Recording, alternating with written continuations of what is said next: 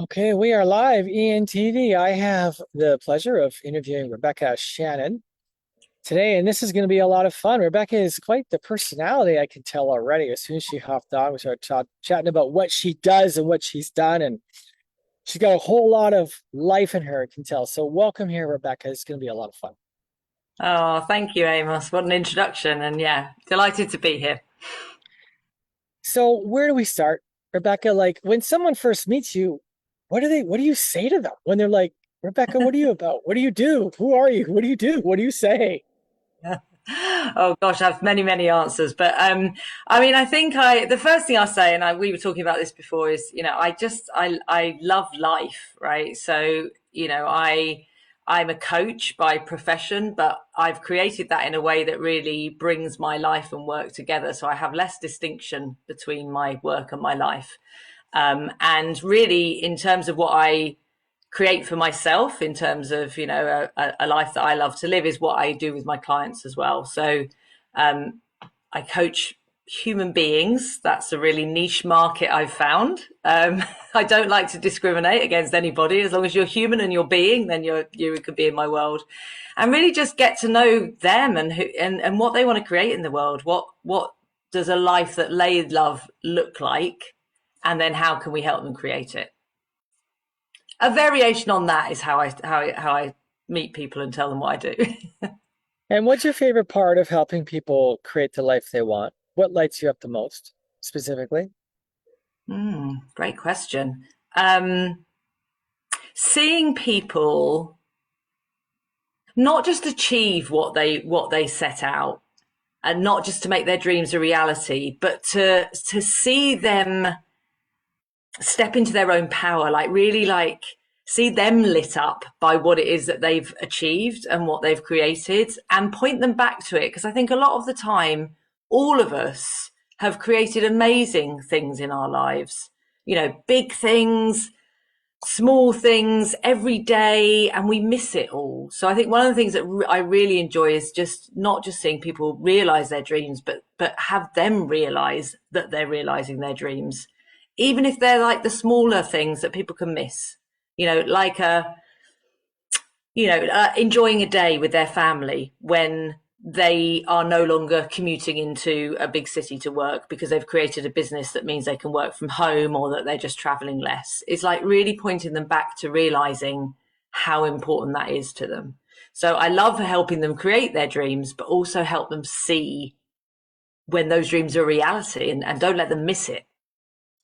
Okay, important question. How did you create your dream life, and how do you ensure you don't miss seeing it in your life? It's a great question.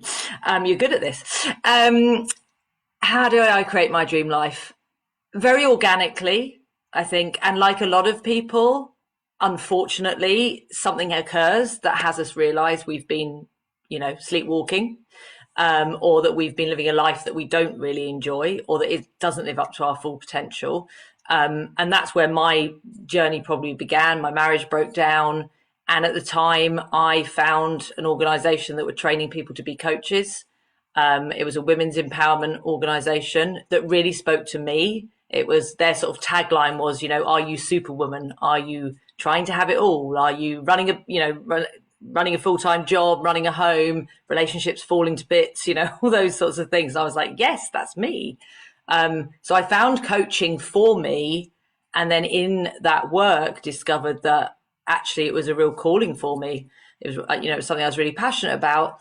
So I embraced that very counterintuitively. I was a single mum, 3 young children at home, didn't really have the time or the resources, but something just kept calling me forward that was like, this is going to serve me.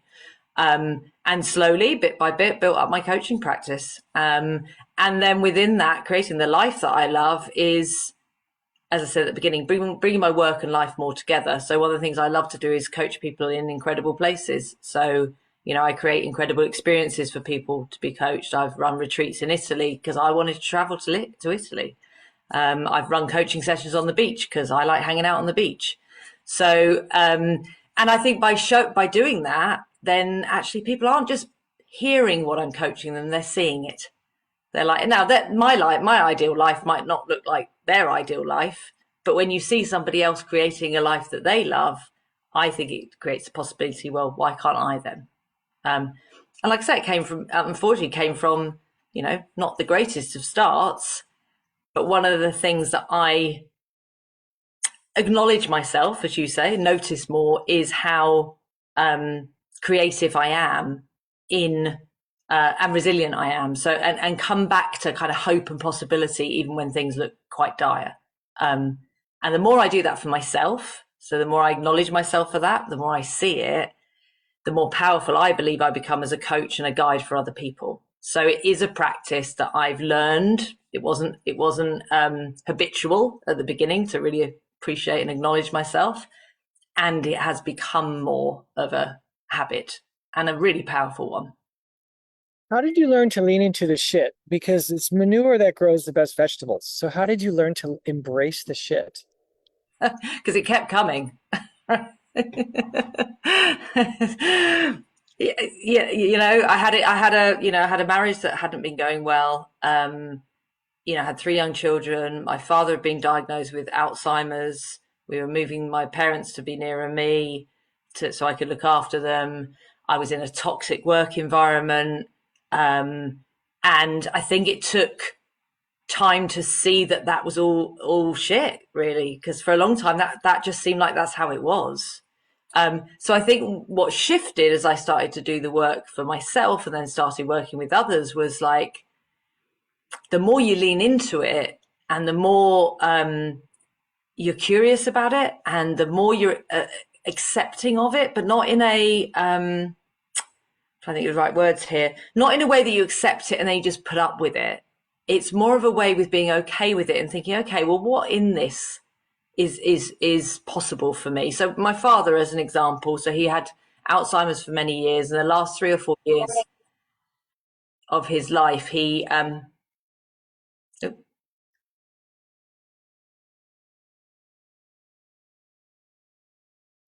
hear you. Sorry, just my recorder kicked out. Just Oh, continue where you were. Sorry about okay. that. For some So reason it kicked out.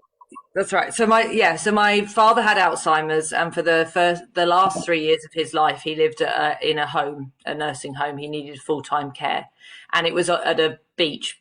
I live in the UK, so a very very British seaside kind of resort. That sounds really glamorous. It's just a small seaside town, and his home was there. And I went to see him 2, 3, 4 times a week. He in the last few years of his life, he didn't really know who we were. It was quite upsetting to see him slowly deteriorating. And it was a beautiful beach. I had three small children. I was, single mum at the time. And so when you say, how do I learn to lean into the shit? I just thought, how do I create this to be a nice experience for us? So we'd go and see my dad, which could be very Mm. tough. And either if I was with my kids or I was on my own, I'd go for a walk on the beach first. We'd go to the cafe where we had nice ice creams and hot chocolates and things. There was a lovely little cinema, so we'd go to the cinema so the kids could see Grandad, but then we'd go and see a film they wanted to see. And I think looking back, that was probably my first experience of acknowledging how I could create even when things were tough, and create not just it to be okay, but to be more than okay. And what at the time, I'm a prolific Facebook user and I love taking photographs. So what I started doing was recording those trips to see my dad, to showing pictures of what we were up to and how I was going to the beach to find the strength to deal with what was going on and all those sorts of things. And it inspired so many people. Again, this thing of, we don't have to necessarily tell people how to be, but when we show them how we're showing up with stuff, that they're inspired and called forward. And I still get messages now, and that was my dad sadly passed away nearly 6 years ago, and I still get messages today from people who say how inspired they were by how I was dealing with that, or they say that they're now going through a similar experience and they remember how I created something good from something that was actually really hard.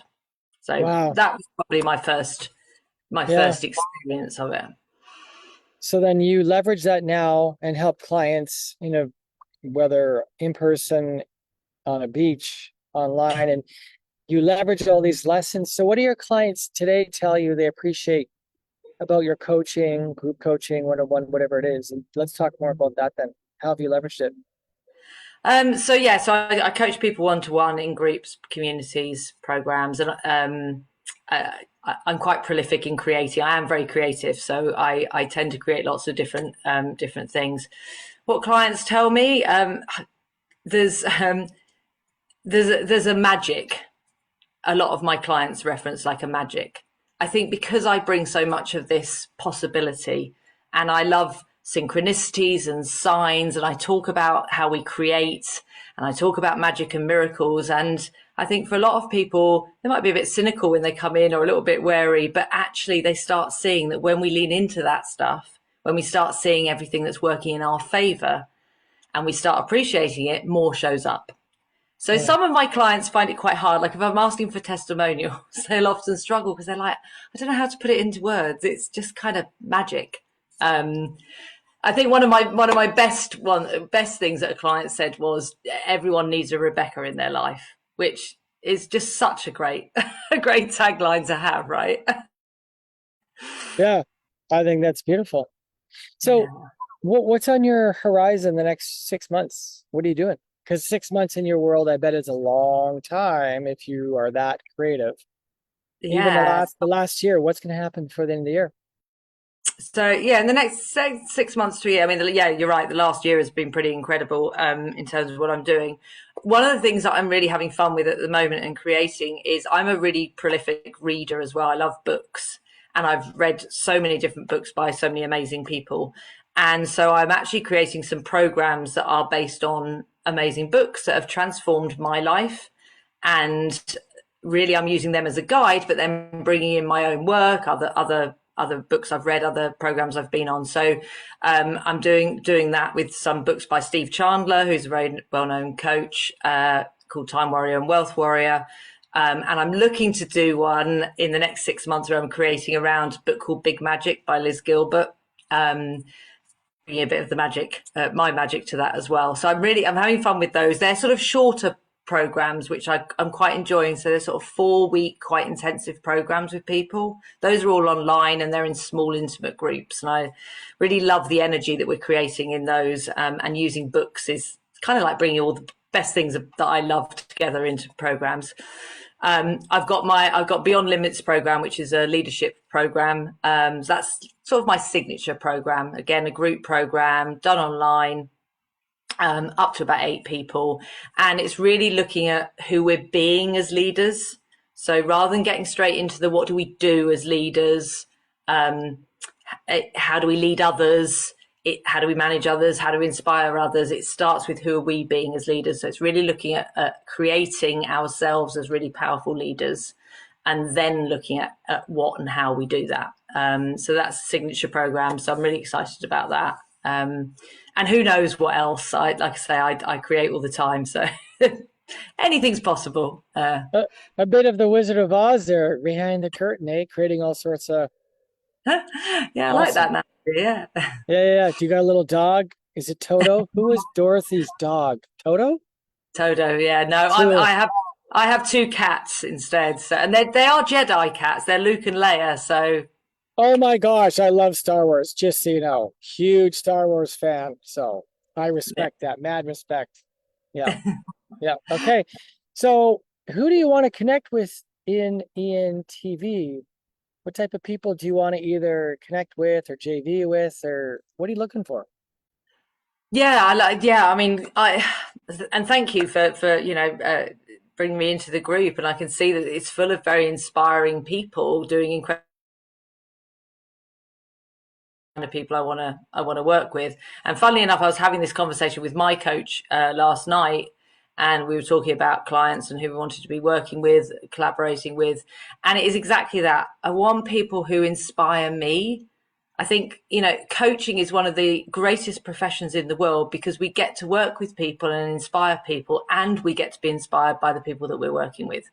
So really people who inspire me. You used the term earlier, like lit up, what lights you up. And I love working with people that you can see when they start talking about what they love, what they want to create in the world, you see that shift in their energy and you see them, light up.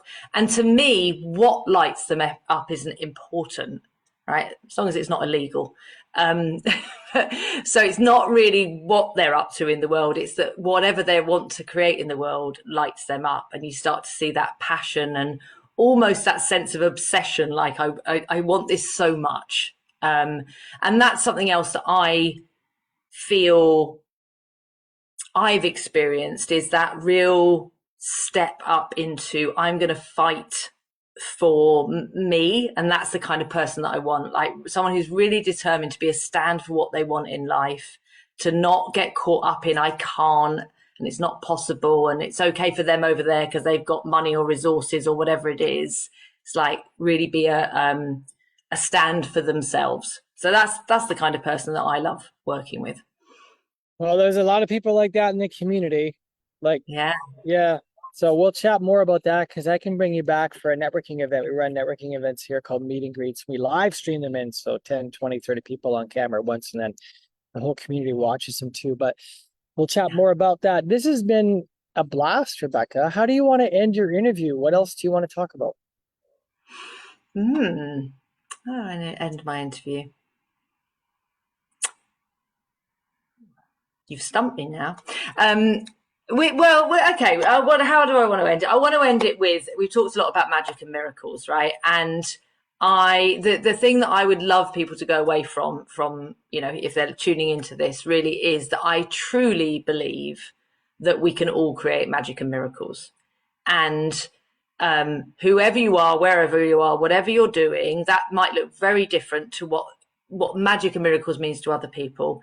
But the belief that we can, and it all comes from creating. So just get really clear on what you want to create, what lights you up, what has you excited in life, and then just go and explore that. Get curious, either with a coach or on your own. Read some books about it. Go and meet other people. Get into networking events, and believe that you can create something from there. We all get a bit stuck, as we said at the beginning, about in this sort of sleepwalking default way of living, and the news and the media and all those sorts of things will keep us thinking that, right?